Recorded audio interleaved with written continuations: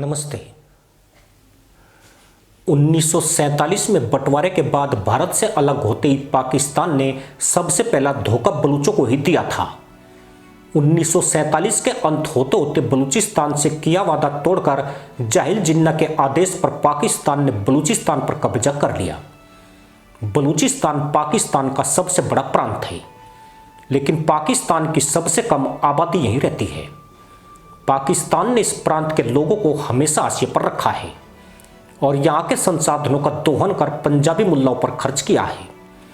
2023 की जनगणना के मुताबिक बलूचिस्तान में करीब 1.5 करोड़ लोग रहते हैं, जो पाकिस्तान की कुल आबादी का 5% के लगभग है। बलूचिस्तान कोयला, सोना, तांबा और गैस जैसे प्राकृतिक संसाधनों से भरपूर क्षेत्र है। बावजूद इसके पाकिस्तान का ये सबसे गरीब क्षेत्र है, जबकि इन संसाधनों के जरिए पाकिस्तान की सरकार भारी भरकम राजस्व हासिल करती है। आज बलूचिस्तान ज्वालामुखी बनकर धधक रहा है तो इसके पीछे पाकिस्तान के पंजाबी मुल्लाओं की दोगली नीति है।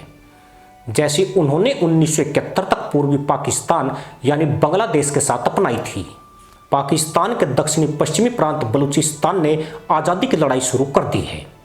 इस इलाके में जिस तरह के हालात हैं उन्हें अब तक का सबसे खतरनाक बताया जा रहा है। बलूचिस्तान में एक के बाद एक धमाके हो रहे हैं। पाकिस्तानी सेना के जवान इन धमाकों में अपनी जान गंवा रहे हैं। जाफर एक्सप्रेस हाईजैक करने वाले बीएलए ने 200 जवानों को हुरों की खोज में भेजने का दावा किया है। वहीं 2 दिन पहले बलूचिस्तान में पाक सेना के काफिले पर हमला कर बीएलए ने बस को उड़ा दिया। बीएलए का दावा है कि इस हमले में 90 जवान मारे गए हैं।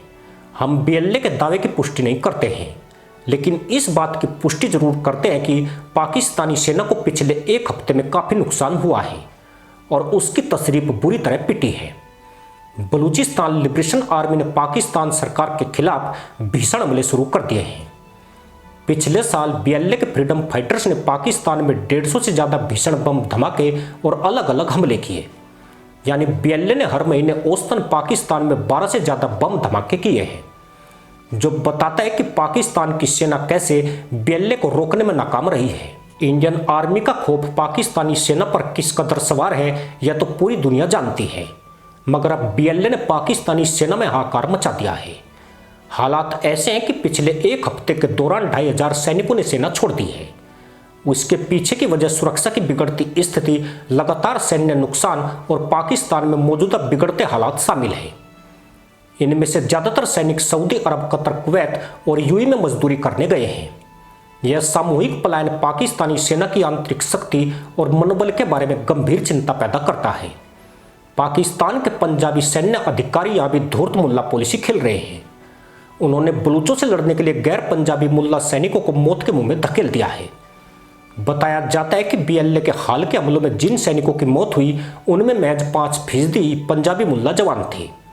यानी पाक सेना में अस्थिरता काफ़ी बढ़ गई है।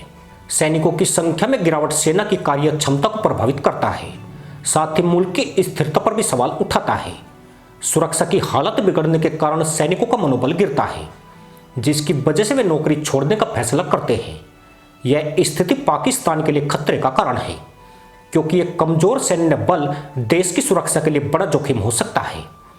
यह सवाल अभी भी अधूरा है कि दुर्गम इलाकों में रहने वाले बीएलए के पास हथियार, खाना और आर्थिक मदद कहां से पहुंचती है। वे किडनैपिंग से धन उगाही या व्यापारियों से चंदा नहीं वसूलते हैं। बलूचिस्तान में उनकी छवि किसी बलिदानी और फरिश्ते से कम नहीं है, लेकिन इन लड़ाकों के पास अत्याधुनिक अमेरिकी हथियार मौजूद हैं। इनमें टैंक उड़ाने वाला M3 grenade, M16 machine gun, M4 assault rifle, night vision goggles और सैन्य संचार गियर जैसे उन्नत हथियार हैं। जबकि पाकिस्तानी सेना चीनी हथियारों के भरोसे लड़ रही है। यानी तकनीकी स्तर पर भी पाकिस्तानी सेना फिसड्डी है। पर पाकिस्तान की मुसीबत यहीं तक सीमित नहीं है। बलूचिस्तान में बढ़ते हमलों को देखते हुए चीन भी सख्ते में आ गया है। उसने साफ कर दिया है कि जब तक हिंसा नहीं रुकेगी और बीएलए का खतरा कम नहीं होगा, तब तक वह इन क्षेत्रों में नया प्रोजेक्ट या नया इन्वेस्टमेंट नहीं करेगा।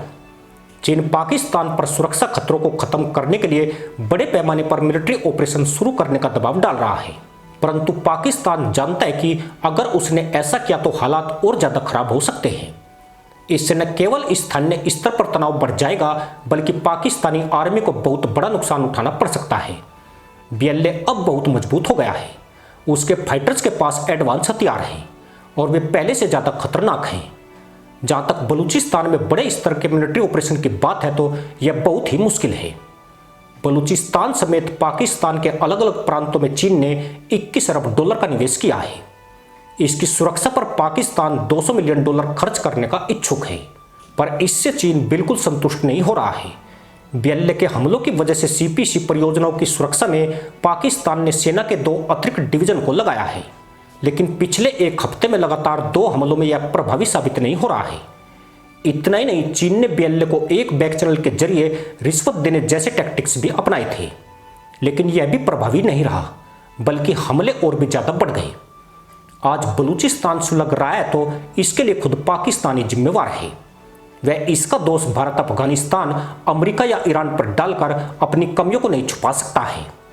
पाकिस्तान ने इस क्षेत्र के साथ हमेशा ही दोयम दर्जे का व्यवहार किया है। केवल मुल्ला मुल्ला भाई भाई कहने और साथ मिलकर पिछवाड़ा ऊपर नीचे करने से मुल्लायत जिंदाबाद नहीं होती, बल्कि समानता से ही एकजुटता आती है। पर पाकिस्तानी जाहिलों की रगों में गोरों का खून बेशुमार है, जो भारत से अलग होने के बाद अपनी ही आवाम में फूट डालो राज करो की धूर्त मुल्ला पॉलिसी खेलते आए हैं। 2003 से 2024 तक पाकिस्तानी सेना ने 50,000 बलूचों का अपहरण सिर्फ इसलिए किया क्योंकि वे उसके सामने घुटने टेकने के लिए तैयार नहीं थे। 25,000 बलूचों की गैर न्यायिक तरीके से हत्या की गई। ये तो बहुत ही मोटे आंकड़े हैं। सच्चाई इससे भी डरावनी हो सकती है, क्योंकि डेटा जमा करना भी खतरनाक काम हो गया है।